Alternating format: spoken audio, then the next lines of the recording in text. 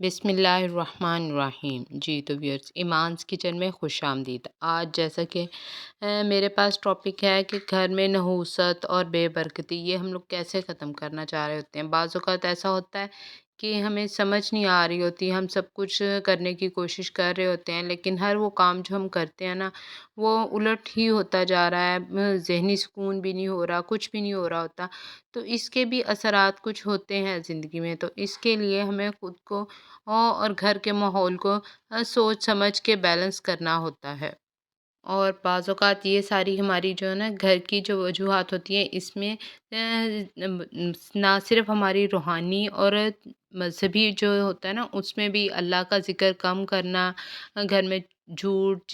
چغلی غیبت یہ چیزیں بڑھ جانا اور آپس میں لڑائی جھگڑے بڑھنا، یہ سب انہی وجہ سے ہوتا ہے کہ ہم اللہ کے ذکر کو بھی بھول جاتے ہیں کہیں، اور دوسری جو دنیاوی زندگی ہے اس میں بہت زیادہ مصروف اور مشغول ہو جاتے ہیں۔ مطلب ہر چیز کے لیے ہمیں لگتا ہے کہ ہم بہت مصروف ہیں، کام ہے، نماز کے لیے ٹائم ہی نہیں مل رہا، کچھ اچھا کرنے کے لیے، تلاوت کرنے کے لیے کچھ ٹائم ہی نہیں مل رہا۔ تو جیسا کہ ہم سب مسلمان ہیں تو ہمیں صبح کا مطلب دن کی شروعات ہی اللہ کے پاک نام سے کرنی چاہیے۔ صبح سویرے اٹھ کے خود بھی نماز پڑھنی چاہیے اور تلاوت سے گھر کے کاموں کا آغاز کرنا چاہیے، اور خاص طور پہ اب چھوٹے بچوں کو، اب کچھ گھروں میں تو ایسا ہے کہ بچوں نے آپ دیکھا ہوگا کہ جیسے ہم لوگ بچپن میں اسکول جاتے تھے نا تو کلاس میں ہر بچے سے پوچھتے تھے تو انہوں نے سب نے ماشاءاللہ سے قرآن پاک تو پڑھا ہی ہوتا تھا، لیکن کچھ لوگوں میں ایسے اب تو ہو گیا ہے کہ بس اسکول کی پڑھائی پہ دھیان ہے، وہیں توجہ ہے، لیکن جو اسلامی تعلیمات ہیں ان کی طرف بالکل بھی ان کا ذہن نہیں ہوتا، کوئی اس پہ وہ لوگ اتنا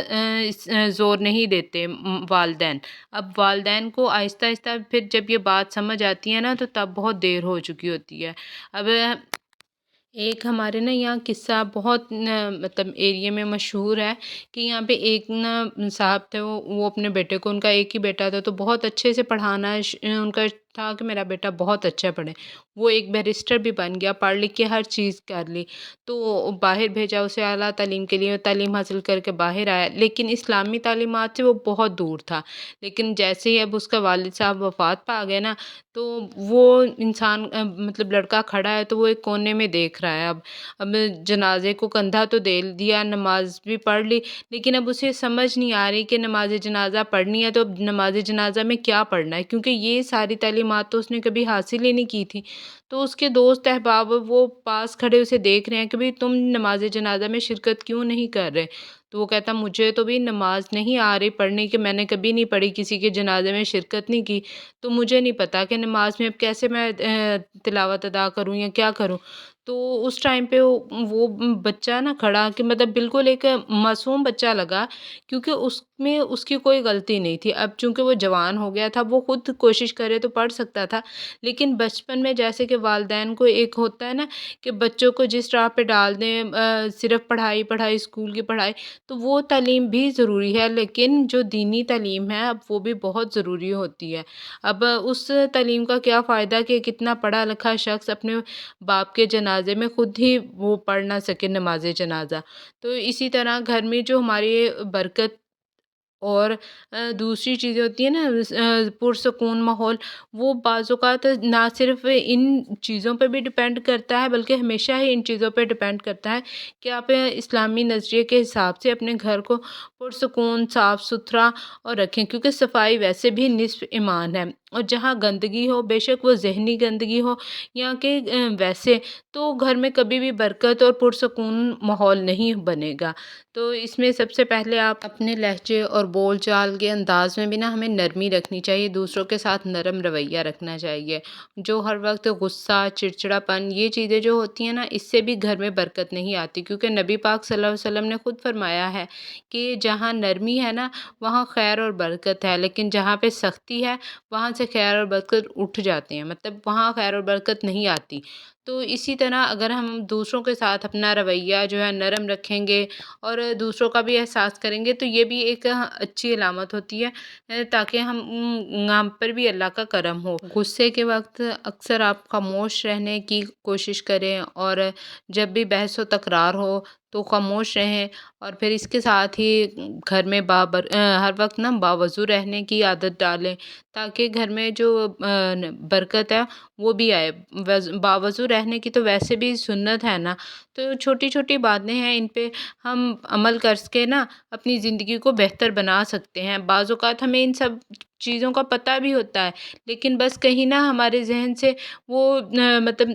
ایسے گم ہو جاتی ہیں کہ بس یاد نہیں، لیکن پتہ ہمیں ساری باتوں کا ہوتا ہے، لیکن ان کو ہم اپنی زندگی میں شامل نہیں کر رہے ہوتے۔ یہ چھوٹی چھوٹی عادتیں اگر ان کو آپ زندگی میں شامل کریں نا، تو گھر کا جو ماحول ہے نا بہت پرسکون ہو جائے گا۔ بعض اوقات اختلاف رائے جو ہوتا ہے کسی بات پہ، اگر کسی نے کوئی ایک بات کر دی ہے تو دوسرا اس پہ اتنی لمبی بحث تکرار اور اتنی جملے بازیاں شروع کر دیتا ہے کہ وہ چھوٹی سی بات ہی نا ایک بہت بڑے جھگڑے کی شکل اختیار کر لیتی ہے، اور جو گھر کا سکون ہے نا وہ خراب ہو جاتا ہے۔ اور اسلام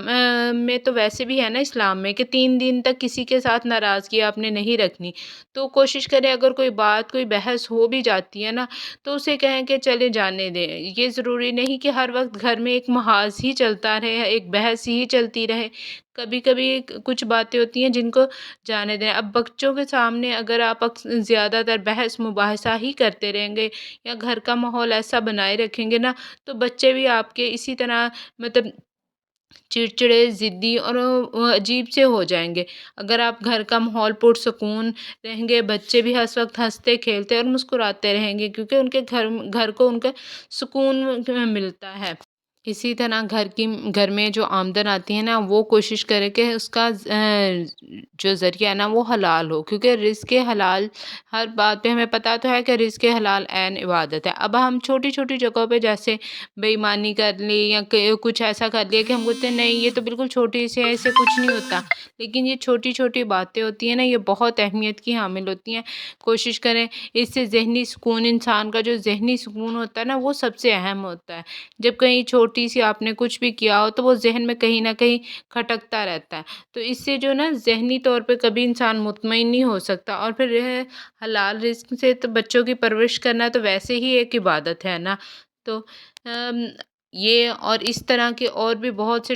اچھے ٹاپک میں آپ کے ساتھ شیئر کرتی رہوں گی۔ آپ اگر میرے چینل پہ نئے ہیں تو چینل کو ضرور سبسکرائب کیجیے گا، اگر ویڈیو اچھی لگے تو اس کو شیئر کر دیجیے، اور میں اب اسی طرح کے بہت سے اور